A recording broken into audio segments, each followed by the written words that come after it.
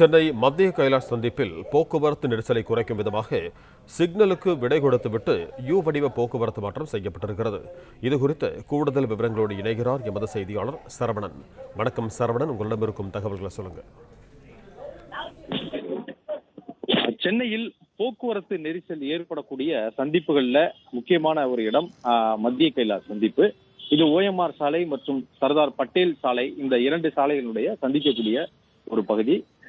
ஏற்கனவே சென்னை போக்குவரத்து காவல்துறை இது போன்ற போக்குவரத்து நெரிசல் ஏற்படக்கூடிய இடங்களில் எல்லாம் இந்த யூட்டன் ஃபார்முலா, அதாவது யூ வடிவிலான இந்த போக்குவரத்து மாற்றத்தை செய்து அதன் மூலமாக போக்குவரத்து நெரிசலை அந்த பகுதியிலிருந்து குறைத்திருக்கிறார்கள். இந்த நடைமுறையின்படி மத்திய கைலாஷ் பகுதியிலும் இந்த யூட்டன் முறையில அந்த போக்குவரத்து மாற்றம் செய்யப்பட்டிருக்கிறது. இங்க ஒரு புதிதாக ஒரு பாலம் ஒன்று அமைக்கப்படுகிறது. கூட்டுப்புறத்தில் இருந்து OMR சாலையை செல்வதற்காக புதிய மேம்பாலம் ஒன்று அமைக்கப்படுகிறது. இதன் காரணமாக இன்னும் சாலையை சற்று குறுகலானதுனால இது கூடுதலாக இந்த போக்குவரத்து நெரிசல் ஏற்பட்டு வந்தது.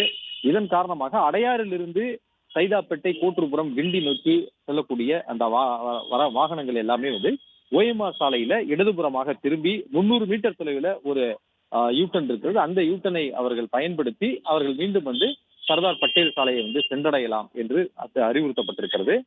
இந்த நடைமுறை தற்பொழுது அமலுக்கு வந்திருக்கிறது. இதன் காரணமாக அடையாறில் இருந்து கோட்டூர்புரம், சைதாப்பேட்டை செல்லக்கூடிய வாகனங்கள் சிக்னலுக்கு நிற்காமல் அவர்கள் இடதுபுறமாக திரும்பி தொடர்ந்து சென்று கொண்டே இருக்கலாம். அதே போன்று கோட்டூர்புரம், சைதாப்பேட்டை, கிண்டி உள்ளிட்ட பகுதிகளில் இருந்து சர்தார் பட்டேல் சாலையில் வரக்கூடிய வாகனங்கள் OMR சாலையை அடைவதற்கும் அவர்கள் சிக்னலில் நிற்காமல் வலதுபுறமாக திரும்பி செல்வதற்கு ஏதுவான வகையில இந்த போக்குவரத்து மாற்றம் செய்யப்பட்டிருக்கிறது. இதன் காரணமாக அந்த சந்திப்பில் இருந்த போக்குவரத்து சிக்னல் நிறுத்தப்பட்டிருப்பதாகவும் போக்குவரத்து காவல்துறை தெரிவித்திருக்கிறது. இதில் ஒரு சில இடர்பாடுகள் இருந்தால் அவற்றை சரி செய்து முழுமையாக வாகன ஓட்டிகள் சிரமமின்றி சென்று வருவதற்கான ஏற்பாடுகள் செய்யப்படும் என்றும் போக்குவரத்து காவல்துறை தெரிவித்துள்ளது.